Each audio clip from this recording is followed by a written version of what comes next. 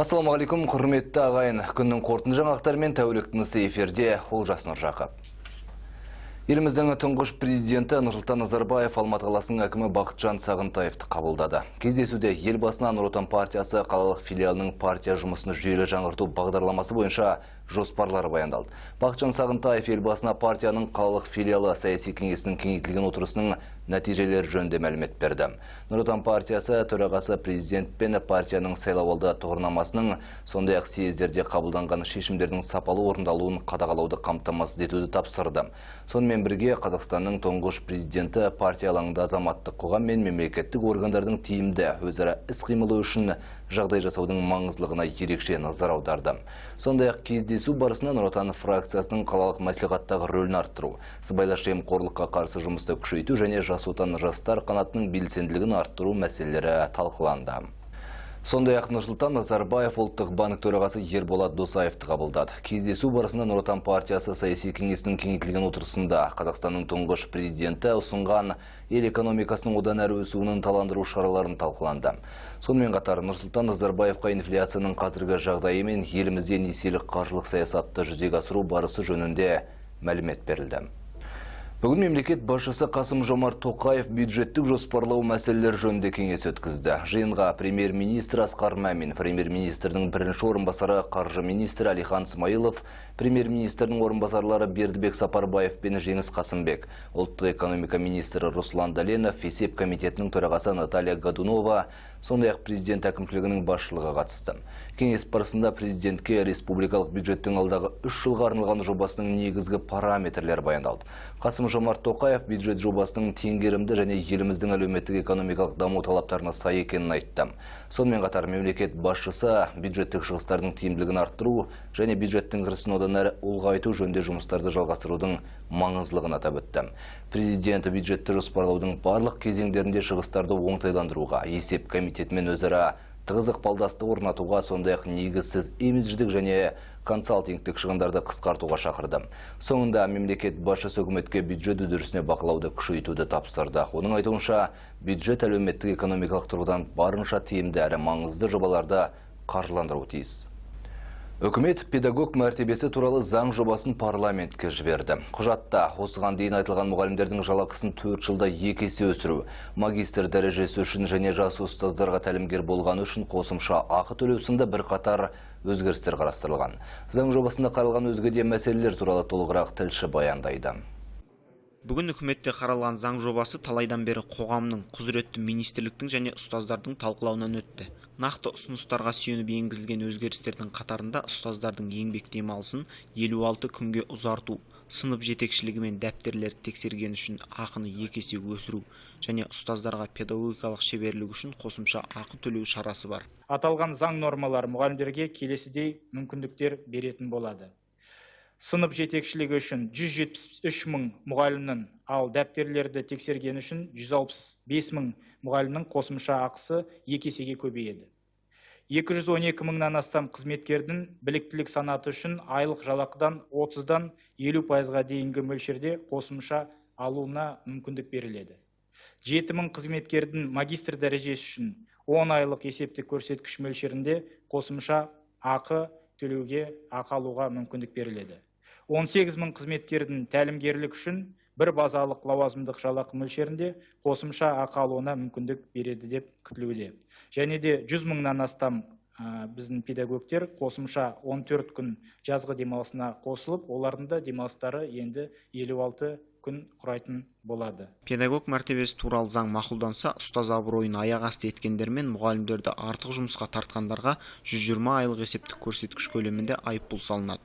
Бұндай жазаға заңды тұлғалар ғана емес, қарапайым азаматтар да тартылуы мүмкін. Материалдық және материалдық емес ынталандырудан бөлек, ең маңызды мәселе бұл мұғалімдерге сәйкес емес әртүрлі іс-әрекетке шақыру, әлде мысалы субботниктер дейміз, басқа да іс-шараларға шақыру. Осы мәселелерді болдырмау үшін, жаңағы керек емес әртүрлі есептерді сұратпау үшін біз осындай шешімге келдік. Және де бұл тиісті кодексте қарастырылатын болады. Егер осындай іс-әрекеттер болатын болса, онда тиісті айыппұл қарастырылатын болады. Мысалы, директор болса директор, завуч болса завуч, басқа әкімдіктен тиісті лауазымды тұлғалар болса соларға, министрліктен біреу болатын болса соларға, жаңағы басқа да мемлекеттік органдардан болатын болса соларға салынады. Айта кетейік, аталған заң жобасы 1 қыркүйекке дейін парламент мәжілісіне жолданады. Досжан Қайратұлы, Дархан Мажитов, СТВ телеарнасы. Бүкіл Қазақстан аумағын қамтитын қайырымдылық керуені екінші байқауы биыл 2 қыркүйекте бастау алады. 29 қарашаға дейін жалғасатын конкурс 5 аталым бойынша үздіктерді анықтамақ. Атап айтқанда асар, туған жер, қайырымдылық тарихы, мейірім жолында батыл жүрек аталымдары бойынша әуелі әр облыстың үздіктері анықталып, кейін олардың арасынан республикалық кезеңнің жеңімпаздары іріктелмек. Қазақстан Республикасы тұңғыш президенті қорының атқарушы директорының орынбасары Игорь Рогов бүгін орталық коммуникациялар қызметінде өткен арнайы брифингте арамызда өз ісін жарнамалауды жақтырмайтын қайырымды жандар өте көп екенін атады. Бұл конкурсты грант пен сыйлық табыстайтын адам іздеу үшін өткізіп отырған жоқпыз. Әрине, сыйлықта грантта болады, бірақ негізгі мақсатымыз ізгілікті насихаттау. Адамның көмек сұрауы оңай емес, бірақ біреудің көмегіне мұқтаж болатын кез бәріміздің басымызда болуы мүмкін. Ондай сәттерде қолын созуға дайын жандар қоғамда баршылық. Біздің міндет соларды жарыққа шығару. Оның айтуынша былтыр аталмыш конкурсқа 97 өтінім түскен болатын. Соның 8-і іріктеуден өтіп, 5 номинация бойынша лауреат атанған. Конкурсқа қатысушылар үшін жас бойынша шектеу жоқ. Оған жеке тұлғалар да, заңды тұлғалар да үміткер бола алады.